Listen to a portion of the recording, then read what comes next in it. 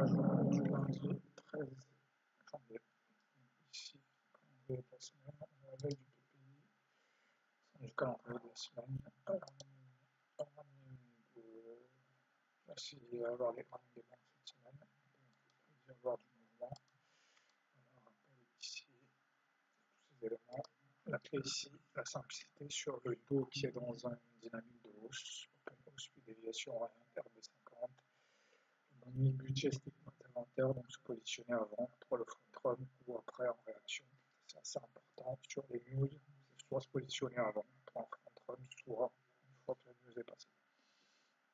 Suivre le système quand les sommets deviennent support avec deux ordres d'achat à la baisse sur PDG, ordre de vente à la hausse sur BJP.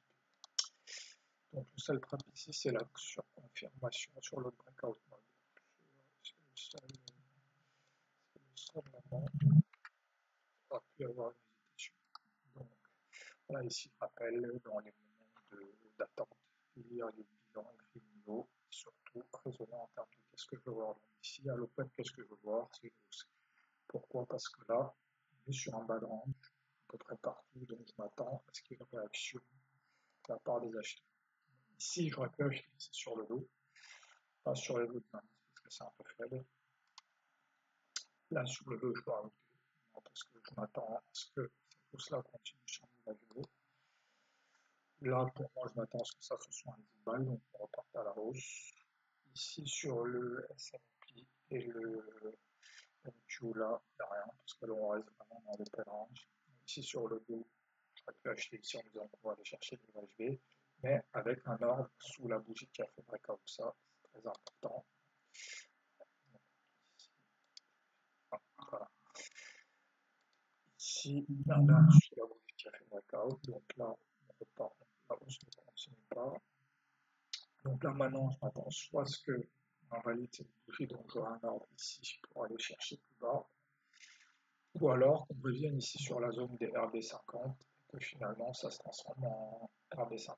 Ici, j'aurais pu être tenté d'acheter ici, mais voilà, ça typiquement c'est des mauvais achats, parce que là on reste dans le range et donc il aurait fallu que j'attende vraiment un break du range pour remettre acheté ici sur le S&P. Je pense que la grosse bougie Hertz m'aurait un peu poussé à acheter, mais ça aurait été une mauvaise idée. Donc là, je n'ai pas de signal ici parce que mon SL aurait dû être sous cette bougie-là. Donc, pas de raison de faire quoi que ce soit là. Mon ordre de vente serait passé ici. J'aurais quand même attendu une confirmation. Mais là, maintenant, je m'attends à deux choses. Soit que la baisse continue, soit qu'il y ait un reversal qui indique que là, ce sera un RD50. Là, ici, il aurait fallu que j'achète. Ça aurait été compliqué parce que là, potentiellement, je viens de prendre des SL.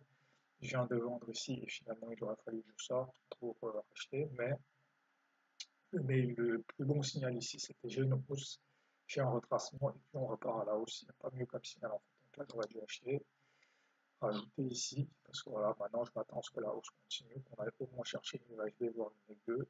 Après il y a une pause peut-être sur le budget statement. Ici voilà, sur le S&P et le Nasdaq, il n'y a rien à faire, franchement il n'y a pas de signal. Voilà, il y a Sobret ici, mais là, j'attendrai la confirmation, donc que ces niveaux-là, que les sommets passent en support, ça lui répondrait. Donc là, ici, c'est pas suffisant. Voilà, à partir d'ici, c'est suffisant. Pourquoi? Parce que là, on a essayé de descendre pour avoir la même en M5. Aussi, ici, à partir de 18h, sur le dos, j'aurais pu commencer à rentrer en M5 parce que là, j'ai un vrai signal de hausse. Et ici, j'ai un second signal, voilà. C'est là où il ne faut pas rentrer dans la surconfirmation. Les deux points de vue ici m'indiquent que ces sommets-là sont devenus des supports, donc là, j'aurais dû acheter. Là, même à partir d'ici, voilà, là, je peux acheter ici aussi, parce que là, j'ai une confirmation de hausse. Donc voilà, ensuite, à l'inter, je vais attendre, voilà, parce que le même budget statement, voilà, là, il faut que le même budget statement est terminé. J'ai le même type de confirmation, on essaie de redescendre, donc voilà, là, je vois que acheter ici aussi. Le signal, c'est juste que les sommets deviennent support. Donc voilà, à partir de là, je conserve aussi la position en front run parce qu'il y a le PPI. Voilà, c'est important. Parce que là, on est venu chercher un bas de range, on est la veille du news, donc il peut y avoir un front run. Donc ça aurait été raisonnable de rentrer ici, ici, ici et d'attendre. Voilà. Cette entrée-là, elle est valable sur les trois indices inclus, donc il n'y a pas d'urgence. C'était le bon moment pour débuter. Donc voilà, donc ça c'est une position que j'aurais gardée overnight, en disant bon, potentiellement en fin de run, au minimum, on va aller chercher les USB, sinon on peut même aller chercher les JP. En plus là, comme j'ai indiqué, on est quand même sur un bas de range, donc il peut y avoir un reversal. Ici, si je regarde plutôt,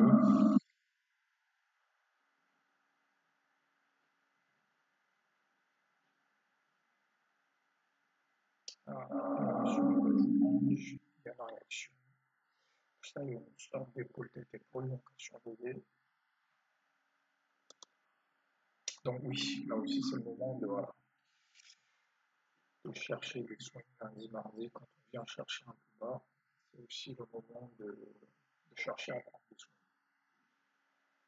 Mais pour aussi juste y avoir un retracement et un reflet sur le RH50 de la semaine avant, ça aussi c'est à surveiller. Voilà, le FTSE, le Nasdaq pareil, on vient chercher un peu par la hausse.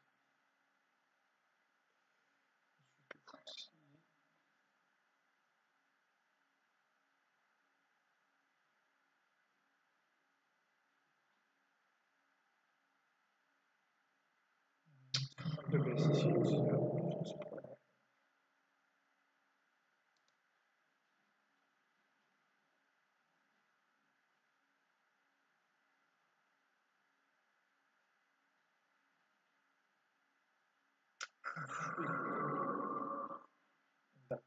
signal de baisse ici à 9h, ça se prenait aussi. On est pas à ça d'ici à 2h.